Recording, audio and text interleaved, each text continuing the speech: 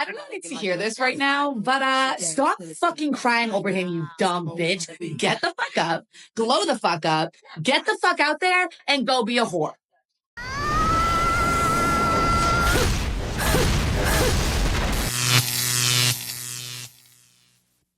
Welcome to The Wall. In today's video, we'll see how a woman says that many like to keep the chads while still seeking attention from other men they don't even like. We want this like button to explode. Help us reach the goal of 1,000 likes on this video. Leave your comment with your experience and wisdom. We always pin the best comment for the community. Subscribe, and let's get started. I don't care what nobody say. If you got a man, don't ask me for no money. And I stand on it. One thing that I really cannot stand about a lot of these chicks my age is how they be trying to have higher expectations for their friends than the dudes they lay down with. Like, if you gotta call your cousin, your mama, your daddy, your friends, and all these other people every time you need something, then what is your point of prioritizing being laid up with some dude? You know what I'm saying? If he can't do nothing for you, then why are you so pressed and worried about him? Why are you laying up with somebody that's not helping you or benefiting you at all?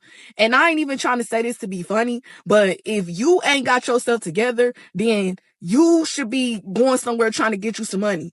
Not being laid up with some dude and you broke and he broke and neither one of y'all got nothing going on. Like, I swear, people priorities don't be intact. Like, don't ask me for nothing if you got some dude that you stay laid up with. Like, why don't you stop laying up and go get you some money or go get you a dude that got some money? That really be blowing me. Like, stop it. Get some help. There's a saying that goes, "Love brings us together, but hunger tears us apart." Two people in a bad situation aren't going anywhere. It's that simple. But many women still prefer the chads, even if they don't offer any real benefit. These men don't care about supporting them or providing stability. And yet, women are willing to be the providers, to put up with criticism, and even to forgive cheating just to have that man. Because for many, having him is more important than what he actually brings to the table. Today, I just realized actually going on a date with a guy who is not financially supports you is more expensive for female than a guy. You know why? Okay. It's going to take away 2-3 hours of getting rest because the next day you have to go to work or like few days or whatever. So it's going to take away, it's going to be free labor, going eat with someone. So it's going to be 2-3 hours. Even minimum wage in California is $18.20, correct? So that's that. Then you have to do your hairs. I'm just talking about the normal basic hairs, correct?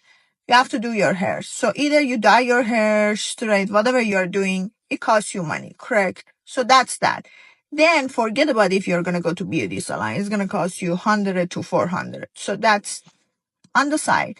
So then you do your nails. So taking care of your nails is the hardest thing ever, especially if you want to have a natural nails. So there we go. And if you want to get a fake nails, I don't know what they call it, that's going to be like $200-300. Then there we go. Pedicure. Same. Then you have to take care of your skin, correct? Of your body, correct? Because you're just dating. It's not like husband and wife. So these 2-3 hours of date is going to be financially damaged to you versus him. Because he just paid for a dinner, But he doesn't know what did you go through to be even there. So yeah, it's a financially damaged. So please do not settle for less because, as I said, is more expensive for female than a male. Especially if he's not paying for your bills and life.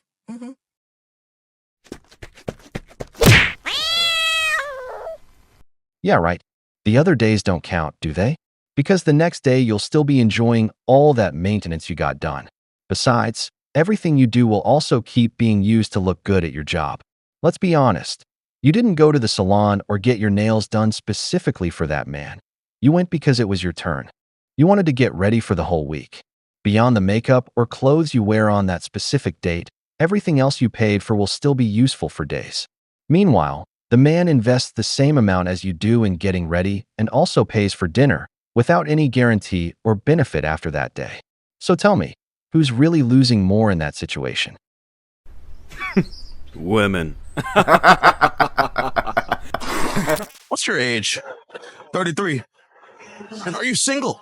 Nah, married. How long have you been married? Since 2017. So being married 8 years, how do you keep a relationship together that long? Pay 100% of everything. So it's a man's job to be a provider. 100%. You ain't a man if you're not a provider. What gave you that mentality? And I've been had it since I was young. I mean, shoot, if you look at the granddaddies and everything, they was taking care of the bills, and guess what? They was with grandma for the longest. These dudes be in relationships in and out because they not paying 100% of everything. That's the reason why they in washing machine ass relationships. But does your wife work? No. Why would I want to do that? Think about it. If your woman worked, that means she pretty much listening to two men. He telling her what to dress, what time to show up, what time to go home. Nah, we ain't doing none of that. She got one man and one man only, so she ain't finna work. Well, God forbid something happened to you and you lost everything. How would you expect her to be able to, take care of things? You're always supposed to look for a capable woman. If she's capable of handling things, that's the woman you want to take care of because she was handling business with or without you regardless. It's funny because it's true. This is the provider man everyone talks about, the one who really takes care of his wife. But there are two key things here. First, he takes care of his wife. That woman is his. There's a real commitment, and that's why he assumes his role as a man and leader. Second, his wife is a woman he feels deserves him. She takes care of him, respects him, and he feels proud to have her.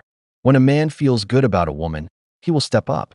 This is what many don't understand. If there's no commitment, there's no reason to give you anything. And for those married women who later complain that their husband no longer gives the same, have you ever wondered if you were really as good wives as you thought? Really, stay away from men who can do nothing for you, because if he's not solving your problems, he's adding to them. I have always believed that men should add to our lives, not complicate it. So if you have a man and you're still struggling with bills, you're still doing it all on your own, you're still doing the heavy lifting, you're taking care of the home and taking care of him, then you don't have a man.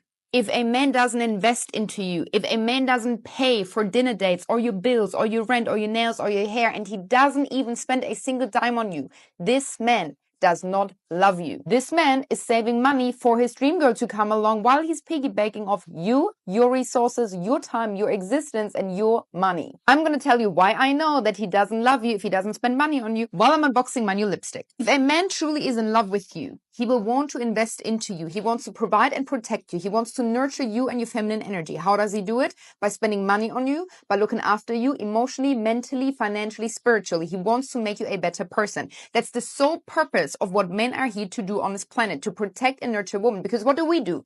We carry the portal to life. We become mothers. We look after the children. While we're looking after the children, the man needs to protect us. Now, we don't live in Stone Age times anymore. So our priorities and the resources a man needs to provide have changed. We're not necessarily looking for the fittest guy anymore that can box away a saber-toothed tiger, but we're looking for a man that is financially secure and financially ambitious to offer us the most important resource on this planet, which is money. Just as much as we have the maternal instinct to love unconditionally, to nurture our family and our children, a man has the instinct, the masculine instinct, to provide for a woman. If he doesn't have this instinct with you, he simply doesn't love you. This is my new lip gloss. I got my name engraved. Every single person asked me about the color because it went viral on TikTok. And this is number 11 in satin. Fuck up, you crazy bitch whore! And those are the kinds of women no man wants in his life. The kind of women for whom that provider they preach about never shows up. Just think about what that man said about his wife and compare it to these two women. Do they seem like that kind of woman to you? Because this blonde talks about family and kids, about what a woman offers, but she has neither family nor a man. If what she sells to you doesn't work, why would it work for me? That's why they say those who sell don't consume. Okay, I have said this before and I'll say it again. I do not want my children, my two daughters, to take the last name of a man who is not a provider. If they marry him and he cannot independently provide for them, maintain the same level of lifestyle that they've become accustomed to, then they shouldn't take his last name. Because at the end of the day, that means me and my husband are going to be supplementing their lifestyle, and they should keep our last name, which is Stinson. And people get so, their panties in a bunch about this, and it's not that deep. My daughters are going to be full-grown adults. They can do what they want to do. However, we're talking about what I want and what I will support and what I will encourage, I only think my daughter should be taking the last names of a provider. Now, if my children go on to do something and become like a doctor or an attorney or build a career and a life for themselves prior to getting married, I also will not support or encourage them to change their last name. I really just don't think it's that crazy. I know my kids can do whatever they want, but I'll be damned if they marry someone who cannot provide for them and they take their last name. Like, what are we doing? No, that's a bum. And how did that work out for you, being a single mother? Single women support other single women, and she probably got that advice and now passes it on to the next generation. Misery loves company. Instead of telling her daughters to find a good husband, what she tells them is that if they marry a poor man, it's better not to change their last name. They would only do it if the man has money. Can you imagine how degrading that is for a man? This is exactly what feminists have pushed, that women don't lose their last name, because they want to change everything, even make the man small and replaceable. But, just like what probably happened to her, the same will happen to her daughters, who will end up alone with a cat. We've reached the end of the video, but before we go, the questions are for you. Do you think social and economic pressure causes many single women to end up in non-committed relationships, or even alone, because a man is a provider with one woman but not with another? If you enjoyed the video, make sure to give it a thumbs up, subscribe to the channel, and hit the notification bell. Your support means the world to us and motivates us to create more content. Stay tuned for the next exciting video from the wall.